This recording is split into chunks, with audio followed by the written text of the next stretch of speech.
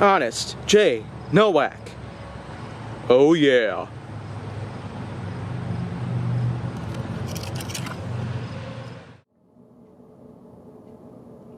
A pleasure to meet y'all at last, and welcome back to Honest J. Nowak Flying with the Foam. Of course, this is certainly going to be quite an endeavor for me, because after all, if you don't remember months ago, when I pretty much made my first ever crossover with Nerf Secret Revealed, I tell you, that was quite a project in and of itself. But now here comes another crossover, but this time it's Honest J. Nowak. And I have done one other crossover with it before, known as the Legacy of Supers.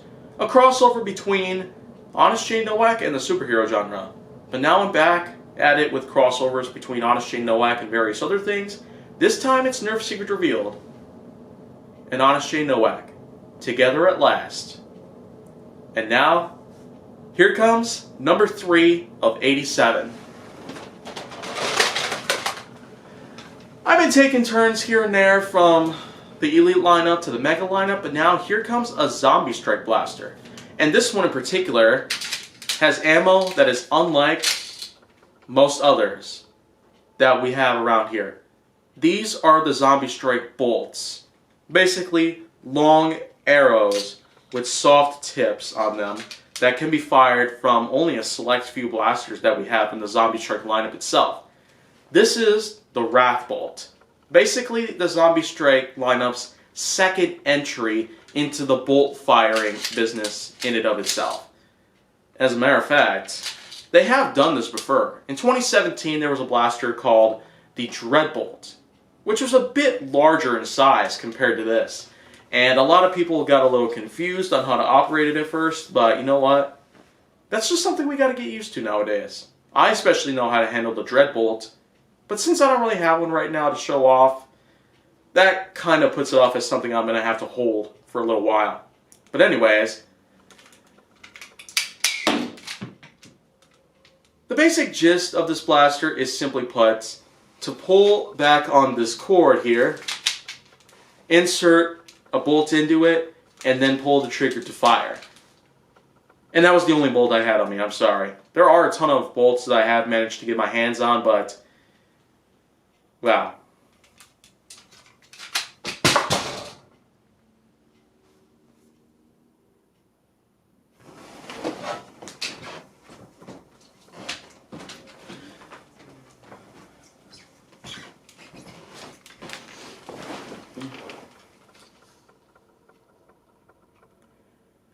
So, alright, I went ahead and picked up myself a second bolt here, just so I could, well, show off the process here. But as I've said earlier, you pull on the cord until it locks into place like this, then you slide a bolt deep into it, and hear for a clicking sound.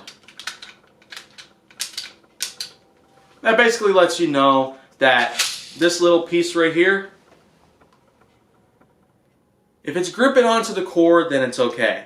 As long as this trap door, which is right here, as long as that's also open at the same time, then of course it's ready to fire. There are a few locks on this blaster that sort of prohibit you from using some types of ammo out there. You certainly can't use elite darts on this because of the way that the trap door is shaped. It's sort of rectangular in shape with a little ramp on it, so that way the bolt can easily slide through. And, of course, I want to talk a little bit about the bolt itself. It's basically like some sort of, I don't know, kind of feels like flexible fiberglass of some sort, which makes it kind of lightweight. And, of course, there's a hard, like, foam outer core over here, as well as this large orange rubber tip with 2 holes on them, similar to that of the Mega Darts. And, of course, this would mean that it could make noise while flying in the air, sort of like the Whistler darts from back then. But even today, we still do have Whistler dart variations coming from different lineups here and there.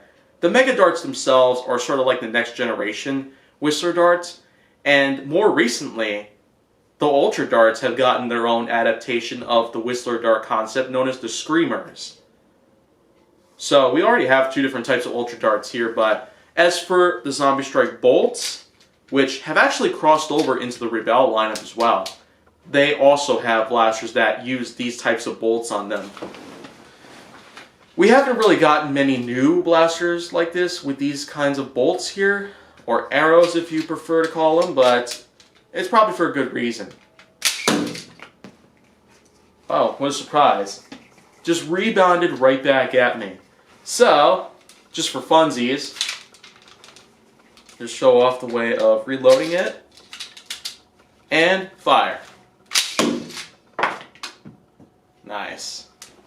So anyways, this is the Wrathbolt here, basically the younger sibling of the Dreadbolt, but it was also one that came out in more recent times, in late 2018.